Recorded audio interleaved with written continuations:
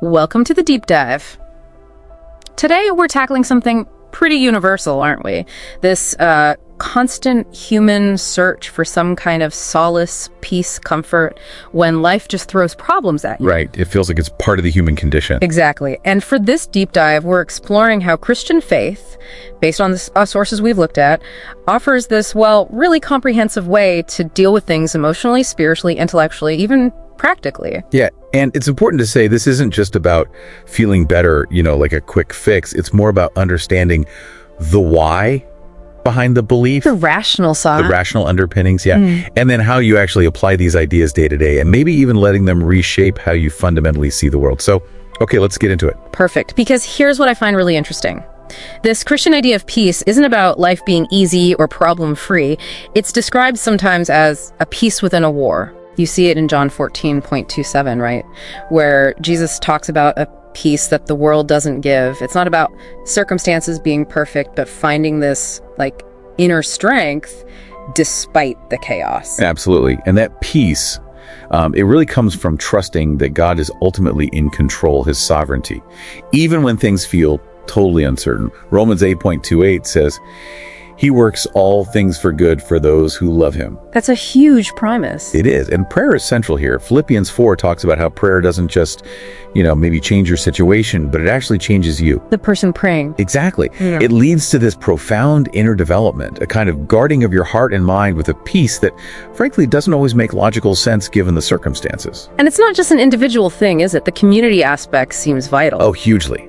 It's not just nice to have. It's structured as this cycle of mutual support. 2 Corinthians talks about receiving God's comfort so that you can then comfort others. Right, it sort of pays forward. It really does. And you see this so powerfully in real-life stories.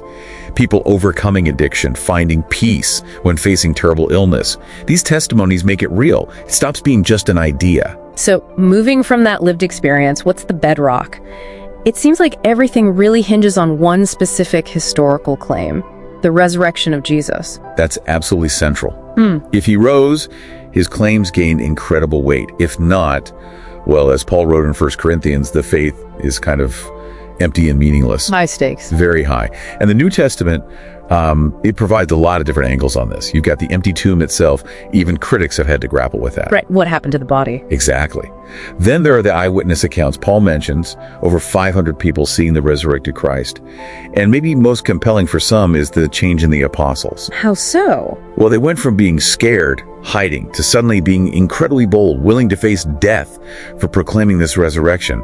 You have to ask, why would they die for something they knew was a fabrication? That's a fair question. And it circles back to how reliable we find the Bible, especially the New Testament, since that's where these accounts come from. Precisely. Its trustworthiness is key. But beyond the historical texts, there are also philosophical lines of reasoning. Like the classic arguments. Right. The cosmological argument, for instance.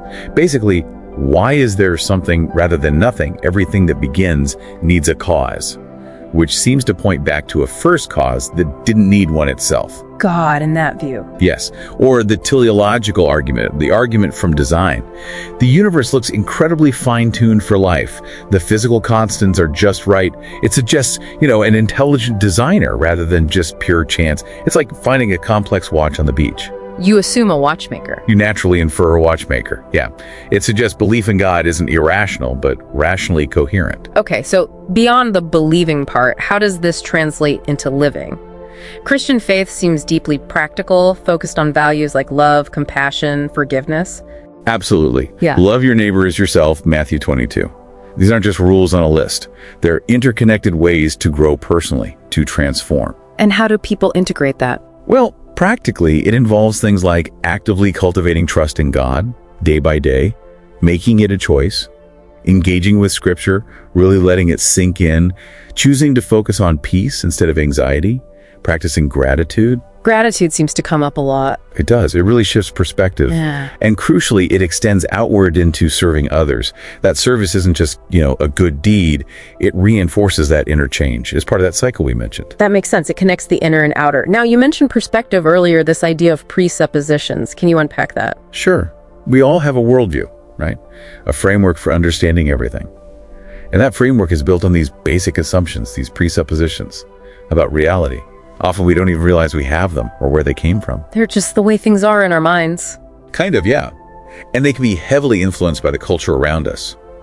Christian thought defines truth differently as reality viewed from God's perspective. Jesus says in John 8, "You will know the truth, and the truth will set you free." So it's about aligning our view with that capital T truth. Exactly. Romans 12 talks about the renewing of your mind. It's an active process, like consciously updating your mental software to match God's reality. And living that way, aligned with God's revealed truth, His Word. What does that lead to? Well, the idea is that it leads to better decisions, more appropriate responses to life.